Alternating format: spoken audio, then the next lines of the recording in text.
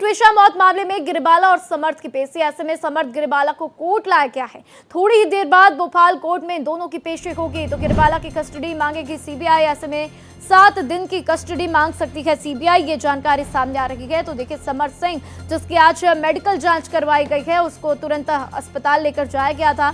वो भी तस्वीरें भारत एक्सप्रेस ने आपके साथ साझा की और अब देखिए किस तरीके से वो भी तस्वीरें हमने आपको दिखाई जब गिरिबाला सिंह को सीबीआई लेकर निकली थी कोर्ट के लिए। और ऐसे में आज दोनों की पेशी है। देखना होगा कि क्या सीबीआई को कस्टडी मिलती हुई नजर आती है। तो गिरिबाला की कस्टडी मांगती हुई सीबीआई नजर आएगी, सूत्रों के हवाले से यह जानकारी, जिसमें कि 7 दिनों की कस्टडी की मांग कर सकती है सीबीआई। तो देखिए किस तरीके से कल गिरिबाला से 7 घंटे तक पूछताछ हुई थी और उसके बाद गिरिबाला की गिरफ्तारी हुई थी। तो शाम 6 बजे करीब गिरिबाला की गिरफ्तारी की गई थी।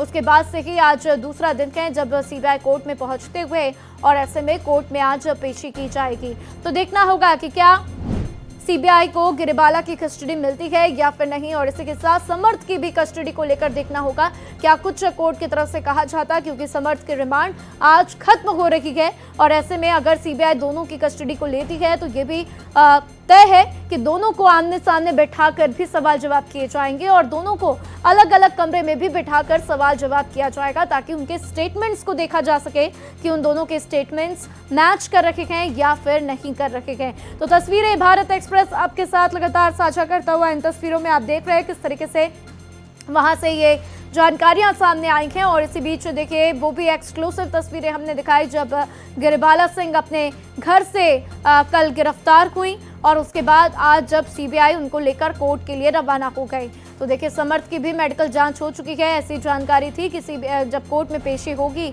तो उससे पहले समर्थ की मेडिकल जांच होगी, जो कि मेडिकल जांच के लिए उसको अस्पताल लेकर जाया गया और वहां पर उसकी मेडिकल रिपोर्ट्स आने में देखना होगा कि क्या कुछ जानकारियां हैं। लेकिन इसी के साथ कोर्ट में उसकी आज पेशी होगी, क्योंकि आज 4 बजे तक उसकी पुलिस के पास कस्टडी है और ऐसे में उसकी रिमांड भी आज खत्म हो रही है।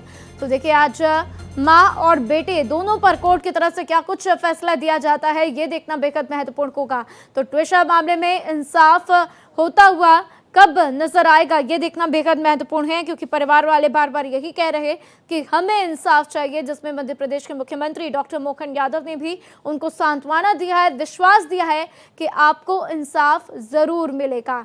क्योंकि देखिए जिस तरीके से गिरिबाला सिंह अपने पद पर हैं, जिस तरीके से वो पूर्व में जज रही हैं, उसके बाद से परिवार वालों का यही कहना था कि वो काफ़ी पावरफुल हैं और वो तमाम सबूतों के साथ छेड़छाड़ कर सकती हैं, ऐसे आरोप भी उनके ऊपर लगे हैं।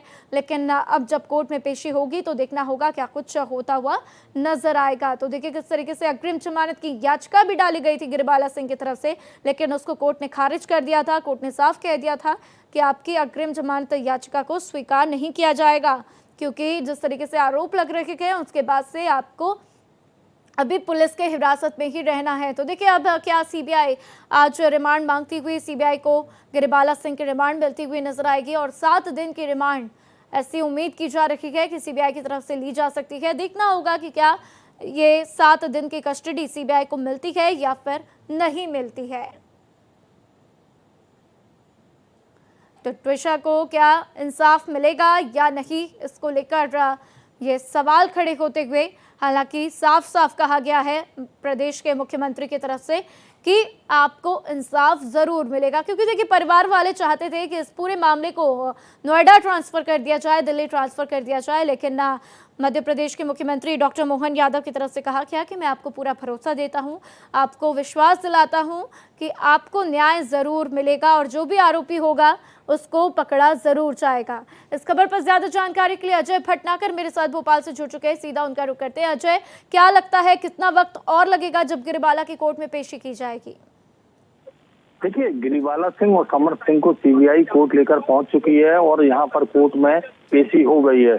चूंकि समर वेकेशन चल रहे हैं इसलिए विशेष अदालत है S3 शोभना जी की, उस अदालत में उनको पेश किया गया है। सीबीआई दोनों को लेके अभी कुछ देर पहले पहुंची थी और अब उनकी रिमांड के मांगने की तैयारी है और उसी को लेकर माननीय अदालत में चर्चा चल रही है और सीबीआई की पूरी कोशिश होगी कि दोनों की रिमांड ली जाए ताकि दोनों को आमने सामने बिठा के पूछताछ की जाए। दरअसल तमाम सारी पूछताछ है उसमें महत्वपूर्ण है वो आखिरी के 40 मिनट जिस दौरान जब वो ऊपर चल के जा रही थी और उसके बाद उसका शव नीचे लाया जा रहा था, उस बीच के 40-50 मिनट हैं लगभग, उसका दोनों से पूछना है कि उस दौरान क्या हुआ था। इसके अलावा उसके शरीर पर जो चोटों के निशान पोस्टमार्टम रिपोर्ट में उल्लेखित किए गए हैं, उन चोटों के निशान के बारे में भी सही से जवाब दोनों तरफ से नहीं मिल पाया है, चाहे समर सिंह हो चाहे गिरिवाला सिंह हो। तो आमने सामने बिठाकर उनसे भी पूछा जाएगा। इसके अलावा जो दहेज की बात आ रही है, दहेज मांगने की बात आ रही है, उसके संबंध में भी पूछना है। तमाम सारी चैटिंग हुई है, उन चैटिंग के बारे में जानकारी चाहिए और सारी उसके अलावा जो घटना के बाद गिरिवाला सिंह ने अपने ससूख का इस्तेमाल करके जो फोन लगाए थे, ऐसा परिजनों का आरोप है, उस बारे में भी पूछताछ की जानी है कि किस किस से फोन लगाए थे। तमाम सारी पूछताछ के बीच उन लोगों से भी पूछताछ की जाएगी जो शव उतार के ला रहे थे, जो समर सिंह के साथ 2 अन्य लोग थे। उसमें एक बताया जा रहा है कि एक कजन था और एक सर्वेंट था। तो सर्वेंट से और कजन से पूछताछ होनी है, घर के सर्वेंट से पूछताछ होनी है।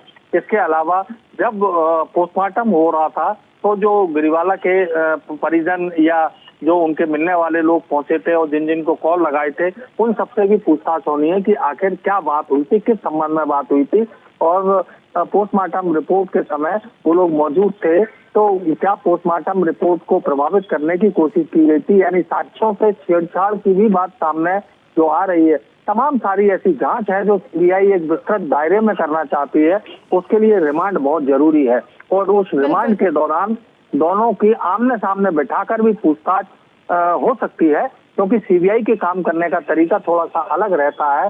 इसलिए सभी को नोटिस भेजे जाने हैं, फिर उनसे पूछताछ होनी है और इस रिमांड में अगर पूरी पूछताछ संपन्न नहीं हो पाती है तो हो सकता है कि सीबीआई आगे भी इन दोनों आरोपियों की रिमांड एक्सटेंड कराए या दोनों आरोपियां अलग से भी रिमांड ली। जैसे जैसे जांच आगे बढ़ेगी वैसे वैसे इन दोनों के कथन या बयान जो होंगे वो इस केस में काफी महत्वपूर्ण रहेंगे। प्रथम दृष्टया सीबीआई ने जो केस एफआईआर दर्ज की है उसमें दहेज मृत्यु का प्रावधान दर्ज किया, केस मामला दर्ज किया है और उसमें समर सिंह और गिरिवाला सिंह दोनों को आरोपी बनाया है। और इसके अलावा सीबीआई ने केस दर्ज करते ही जो तीसरा सिंह के परिजन हैं उनसे भी बड़ी लंबी चर्चा की है, क्योंकि उनकी फोन पे बात होती रहती थी। तो वो जानना चाह रही थी सीबीआई कि जब आखिरी समय फोन पे बात हुई तब तीसरा का क्या कहना था और जो फोन पे बात होती रहती थी उस समय दहेज प्रताड़ना जैसी मानसिक और शारीरिक प्रताड़ना सहित तमाम सारी जो चीजें सामने आ रही हैं उसके बारे में उनका क्या कहना है।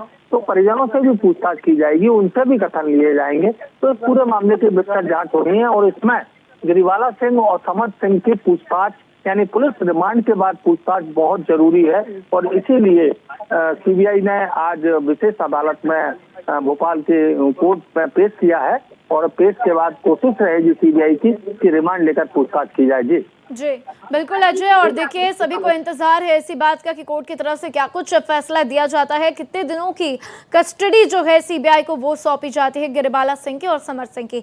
हालांकि जिस तरीके से ये पूरी जांच चल रही है अजय, क्या अन्य कड़ियां भी इससे जुड़ती हुई, क्या अन्य बातें भी सामने आई, क्योंकि देखिए कल वीडियोग्राफी भी की गई थी और क्या उसकी जाँच में कोई बात अन्य निकल कर सामने आई है? देखिए निश्चित तौर पर जैसा कि मैंने बताया कि साक्ष्यों से छेड़छाड़ की बात सामने आ रही है, तो सीबीआई ये पता लगाने की कोशिश कर रही है कि उस दिन उस 40 मिनट के अंदर क्या हुआ था और उसके एविडेंस कहाँ हैं। उन एविडेंस से छेड़छाड़ तो नहीं हुई, जैसे लिगेचर है जिससे फांसी होना या फंदा से लटकना बताया गया है, वो लिगेचर उस समय पोस्टमार्टम के साथ क्यों नहीं दिया गया, तो एसआईटी ने क्यों जब्ती करी है। यानी कि एसआईटी जो जांच कर रही थी पुलिस की, भोपाल पुलिस की, उससे भी पूछताछ होनी है कि किस किस ने जांच प्रभावित करने की कोशिश की है और कैसे कैसे की है और आपने 10 दिन तक अपने उसमें जांच में क्या किया। समर सिंह से पूछताछ में क्या आया, केस डायरी व्यवस्थित नहीं थी, इसको लेकर पहले ही नाराजगी जता चुकी है। तो तमाम सारी ऐसे सबूत और तथ्य हैं जो प्रारंभिक तौर पर जब्ती किए जाने थे वो जब्त क्यों नहीं किए गए। इसीलिए 3D मैपिंग भी की जा रही है कि कहीं कोई और आसपास से कोई ऐसा इन्फ्लुएंस उस घटना में शामिल तो नहीं है जो घटना को प्रभावित करता हो। तो ये सही बोल रहे हैं कि नहीं बोल रहे हैं, उसको लेकर एक विस्तृत जांच का दायरा है और उसी विस्तृत जांच के दायरे में तमाम सारी चीजों का और भी खुलासा हो सकता है कि कौन कौन लोग जो थे इस रसूख के इस्तेमाल करते हुए इस जांच को प्रभावित करने की कोशिश कर रहे थे। और इस मामले में ट्विसा का जो आना जाना रहता था कहीं बाहर, या मतलब एक्ट्रेस थी तो वो अपने शूटिंग के सिलसिले में या अपने काम के सिलसिले में कहाँ जाती थी, किससे मिलती थी, उन सब चीज की यानी कि उसकी भी कॉल डिटेल जांची जाएगी। सारे फॉरेंसिक एविडेंस कलेक्ट कर रही है सीबीआई अभी इस समय।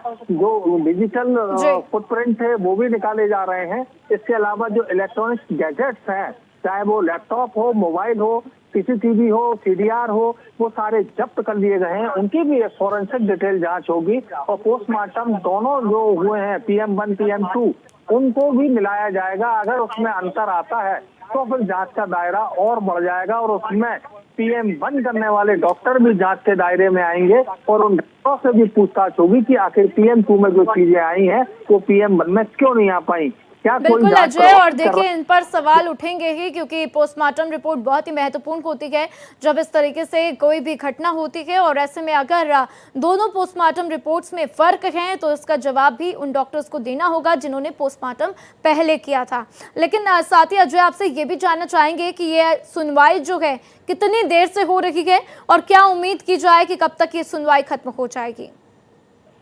देखिए, सुनवाई होते हुए लगभग 20 मिनट हो चुके हैं, 15 से 20 मिनट हो चुके हैं और संभवतः आधा घंटा 1 घंटा या कोर्ट के ऊपर निर्भर करता है कि वो क्या क्या चीजें लेके आई है। सीबीआई उनको देखती है और क्या रिमांड देती है, क्योंकि सीबीआई को भी तथ्य प्रस्तुत करने पड़ेंगे कि अगर वो 3 दिन की रिमांड मांग रही है तो 3 दिन में वो क्या जांच करेगी, उनके पास अभी तक क्या ऐसी चीजें जो अधूरी है उन 3 दिन में वो तलाशेगी। यानी जितने दिन की सीबीआई बिल्कुल अजय, और देखना होगा कि इस कोर्ट की सुनवाई में क्या कुछ फैसले सामने आते हैं।